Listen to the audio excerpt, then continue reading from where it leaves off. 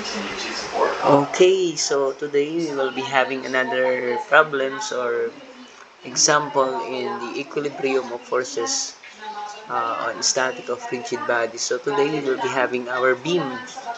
So yung beam natin is nakahang dito and then nakahang din dito sa A. Okay, tapos dito is naka-roller support. And then dito naman sa B is hinge support, and then the distance from A to B is 10 meters. So, ano ba yung mga loadings natin dito? So, tingnan natin yung loadings natin. So, meron tayong 400 Newton, which is located 2 meters away from A to the right. And then, we have 200 Newtons, 1 meter away from B to the right, and another 500 Newton from B 2 meters away to the right. Okay? So, ibig sabihin is sa support natin dito sa A, yung mangyayari natin dito sa support sa A is ano ba? Since roller support siya is meron lang tayong force AY, wala na tayong ibig sabihin, ganito lang yung magiging support natin. Isa lang yung magiging reaction niya. And then sa B naman is meron tayong hinge support. So meron tayong force upward na BY and then the force BX. So dalawa yung magiging reaction dito sa B na yan kasi hinge support siya. Okay. So, ganun yung pagkuha muna natin ng reaction. Alamin muna natin yung mga dapat na magiging reaction ng ating structure or ng ating diagram. Okay, so what's next? Doon muna tayo dumako na sa principles or sa conditions ng equilibrium. So, ano sabi sa equilibrium?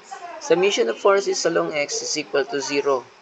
So, hanapin natin yung mga forces along x. May forces ba tayo along x? So, ito lang bx. Diba? Ito lang bx ang ating. So, kaya lang wala siyang opposite force. That's why our bx is equal to 0.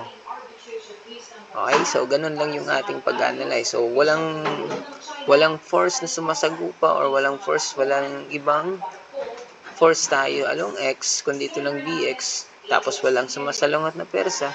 So, ibig sabihin, yung force natin is 0. Okay. So, madali nating masasabi na the summation of force is equal to 0. So, ibig sabihin, isa-sum up natin ito, tapos equal sa dalawa dito, na upward. Okay? So, ganun yung mangyayari that by, yung by mo, tapos ay is pataas, tapos bababa naman ito, ilalagay natin sa kabila, 400, and then 200, and then 500. Okay? So, ito yon.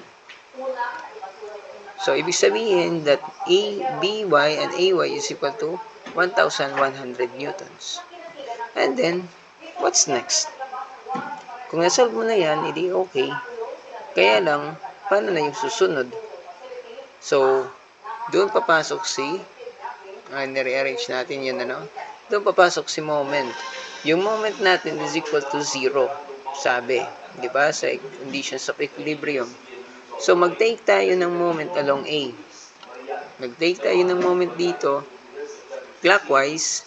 So, ibig sabihin, moment 400 times 2, tapos ito, na 200, that is, okay, 11 yung distance, 200 times 11, and then, itong 500, 12 yung distance natin dyan. Minus by, kasi ito sumasalungat sa ating persa. Sumasalungat. So, bx naman is 0, so wala na yan. So, by is 10, yung distance. So, sabi natin that moment at A is 0. Okay, rearrange natin para makuha yung by. Yung by natin is equal to 900 Newton. Okay, so ganun yung pagsusolve lang natin dito sa ating moment or sa ating by. Okay, since may value na tayo ng by, isa-substitute natin yung value ng by dito sa ating nakuwang equation kanina sa forces along y. And your ay is equal to 200 Newton. Okay? So, ganun lang yung pagsasolve natin dito sa ating example sa equilibrium of forces. So, ibig sabihin, kahit na madami tayong forces dito, wala tayo ng magiging problema. Alam na natin kung paano siya isa-solve.